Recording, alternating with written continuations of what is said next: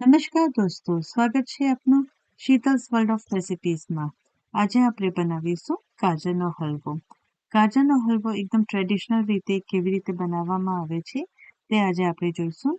આમાં ફક્ત આપણે દૂધ જ લઈશું, માવા અથવા મિલ્ક પાવડરનો ઉપયોગ નથી કરવાનો. ચાલો તો આપણે એની સામગ્રી જોઈ લઈએ. ગાજરનો હલવો બનાવવા માટે અહીં મેં 5 મોટી ગાજર લીધી છે.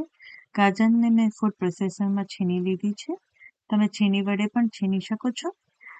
1 કપ ગાજરની છીણ હોય તો આપણને 2 કપ જેટલું જાડું દૂધ જોઈએ. તે માપ મુજબ આપણે અહીં મેં 3 કપ ગાજરની છીણ થઈ છે તો મેં 6 કપ જાડું દૂધ લીધું છે. 6 ટેબલસ્પૂન ખાંડ તમે તમારા સ્વાદ અનુસાર લેવો. 6 ટેબલસ્પૂન ઘી. 10 થી 15 નગ બદામને આપણે ડેકોરેશન માટે લઈશું અને 1/4 ટીસ્પૂન જેટલું એલચી પાવડર. ગાજરનો હલવો બનાવવા માટે આપણે જાડા તળિયાવાળું વાસણ લેવું જેથી ગાજરનો હલવો ચોટી નહીં જાય. એની અંદર 4 ટેબલસ્પૂન ઘી મૂકવું અને આપણે છીણેલી ગાજર મૂકી દઈશું. મીડિયમ ફ્લેમ ઉપર રાખીને આપણે એને સતત હલાવતા રહેવું અને શેકવું. આમ કરવાથી ગાજરમાં વધારે પાણી હશે તે પણ નીકળી જશે અને ખૂબ સરસ સ્વાદિષ્ટ ગાજરનો હલવો આપણો બનશે.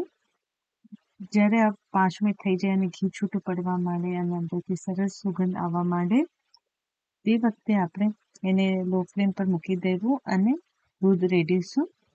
6 કપ દૂધ અંદર મૂકવું અને હલાવતા રહેવાનું છે. આપણે મીડિયમ ફ્લેમ ઉપર પાછું આપણે મૂકી દઈશું અને એકવાર ઉભરો આવી જાય પછી આપણે ધીમા તાપ ઉપર મૂકી દેવું. વચ્ચે વચ્ચે હલાવતા રહેવું જેથી આપણું દૂધ નીચે બળી નહીં જાય. પ્રમાણે જ્યારે એકવાર ઉભરો આવી જાય તો આપણે ધીમા તાપ ઉપર મૂકી દેવું અને હલાવતા રહેવું. અહીં આપણે કન્ડેન્સ મિલ્ક અથવા માવો અથવા મિલ્ક પાવડર નથી ઉપયોગમાં લેવું.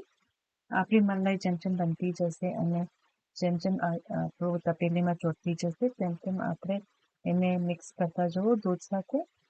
એ જ પ્રમાણે જે પ્રમાણે આપણે બાસુંદીમાં કરીએ છીએ એ જ પ્રમાણે આપણે અંદર મિક્સ કરતા જવું.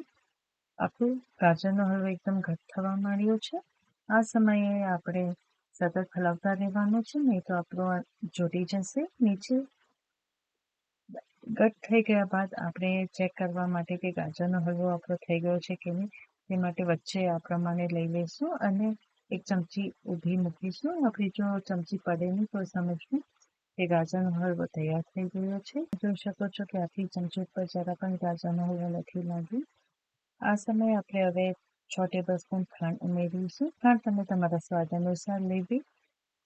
ખાંડ ઉમેર્યા બાદ સતત હલાવતા રહેવું જેથી ખાંડમાંથી જે પાણી છૂટું પડે છે તે બધું ભરી જાય ત્યાં સુધી આપણે હલાવવાનું છે અને પછી જ આપણે એની અંદર એલચી પાવડર ઉમેરવાનો છે. ખાંડ આપણી મિક્સ થઈ ગઈ છે અને તમે જોઈ શકો છો કે આપણો ગાજરના હલવાનો રંગ પણ એકદમ સરસ સુનેરી થઈ ગયો છે.